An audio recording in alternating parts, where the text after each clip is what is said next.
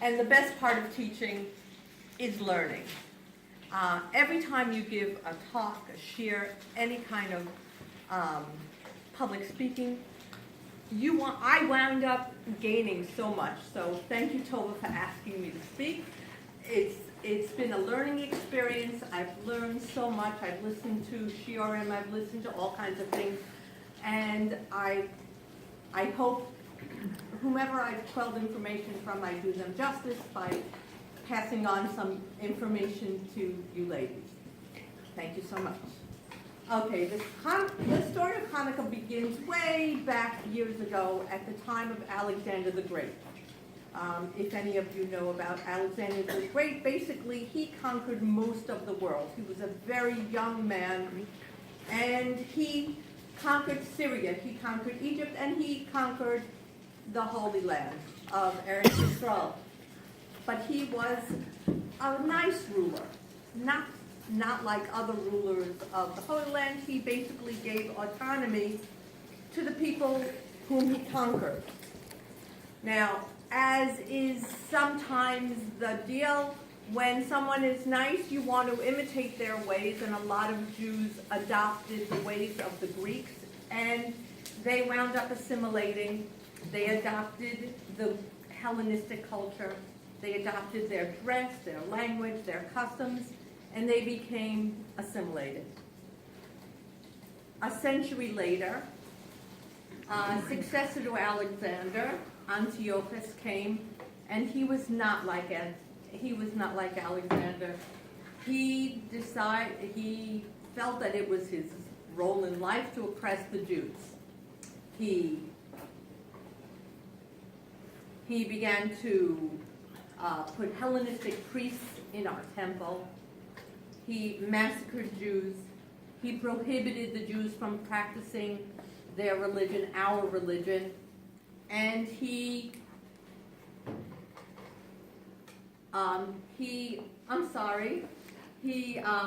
actually desecrated our temple by sacrificing pigs on our mizbeach, on our altar. Thank you. Two groups opposed Antiochus. It was the Hashmonim, who were led by Matthew and his son Yehuda HaMaccabee, and another group called the Hasidim. They're not today's Hasidim. They were people they were forerunners of the Pharisees. They joined in a revolt against Antiochus. They won. As in most of our festivals, they tried to kill us. They didn't succeed. Let's see. Okay. But there is a feminine part of this story. There was a beautiful, extraordinarily intelligent woman named Yehudis. She was a widow. She realized the danger that her people were experiencing and decided to act. Her town was under siege, and they had no water. She was pious. She was resourceful. She requested a meeting with an Assyrian general whose name was Holofernes. I hope that's the right way to pronounce it. She recommended that she become an advisor to him. She knew the Jews. She was going to tell him how he could defeat the Jews. Look, I'm Jewish. I know what they do. I can help you. He was beguiled by her. She was gorgeous. She was smart. So one night, she invited him to a feast, fed him lots and lots of dairy products. And dairy products in those days were preserved with a lot of salt. Salt makes you very thirsty. He ate the dairy, he ate cheese, he got thirsty. She offered him wine. He drank the wine, and a little more wine, and a little more wine, and a little more wine, and fell asleep. Yehuda saw her opportunity. She took his sword and she cut his head off. Not pretty, but very resourceful. She took his head, went back to the Jews. They put it on top of the walls of Jerusalem. The Assyrians saw the head. They said, oh my gosh, these Jews know what they're doing. They turned around, they retreated. It was a great victory for the Jews. Where did Yehuda's bravery come from? Well, it came from where everything comes from. It came from her emunah in Hashem. And we all have that emunah. All of us? Emunah, faith in God. Knowing that everything we do, everything that happens comes from God. God is like our Father, who is compassionate, who is benevolent. No one could imagine that their father doing anything to their detriment. Everything that Hashem does is to our benefit. Even when things don't seem to be so fantastic. Look, Hashem does wonderful things. We win the lottery, or we succeed.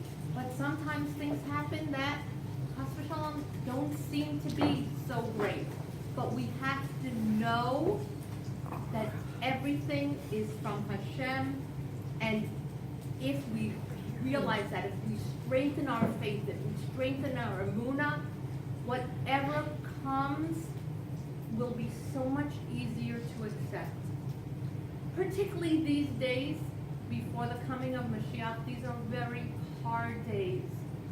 And if we keep our faith, we keep our emunah, it will strengthen us and give us perspective, and we will know that everything will be okay.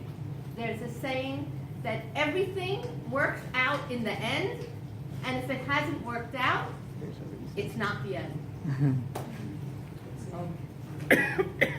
Okay? Okay. Now, talk about the Hanukkah candles. There were two big opinions, two great rabbis. There was Beis Hillel and Beis Shammai, the house of Hillel and the house of Shammai. Beis Shammai said, we're going to light candles.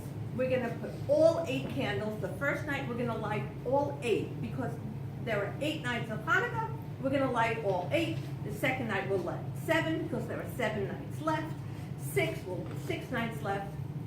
And Beis Hillel says, no, we're not going to do that. I don't believe that that's the right thing to do. We're going to light 1 the first night, 2 the second night, because we always look forward. We always add. So I would like to suggest, and I'm going to take this on myself, because just as we add each night to the Hanukkah candles, we all add something to our observance of God's mitzvahs. Take on something. Do something nice for someone. Add a mitzvah. Make sure you make a bracha. Get up in the morning, wash Nagelwasser. Decide that you're going to light Shabbos candles.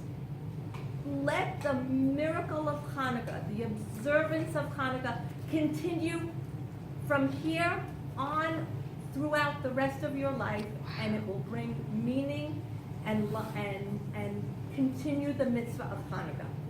Thank you, Tova.